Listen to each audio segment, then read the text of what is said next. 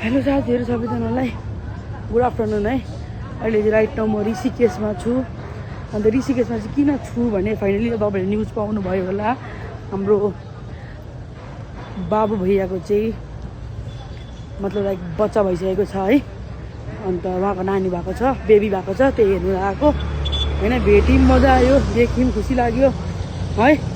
अन्त अब भैया पनि अब हिँड्नु हिँड्नु नसकिन्छ नि, हिँड्दै हिँड्दै जबरजस्ती भएर भैया पनि आउनुभयो, हेर्नुभयो।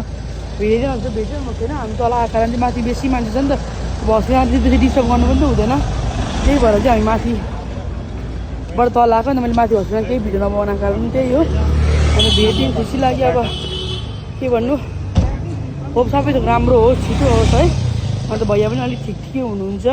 जे होस्, हाम्रो भैया यस्तो साह्रो पनि ऊ जब कि उठ्नु सक्दैन होइन, हिँड्नु सक्दैन, मतलब बोल्नु त सक्छ, तर पनि ऊ त्यत्रो टाढो बाटोबाट हस्पिटलबाट डाइरेक्ट यहाँ आउनु भएको, अर्को हस्पिटल बेबीलाई हेर्नुको लागि है।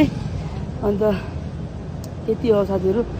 अब हेरौँ के हुँदो रहेछ। अपडेट दिनु सक्यो भने दिउँला, भिडियोहरू पायो भने हालौँ न, नत्र तपाईँ अगाडि नै हेरिसक्नुहुन्छ होला ल।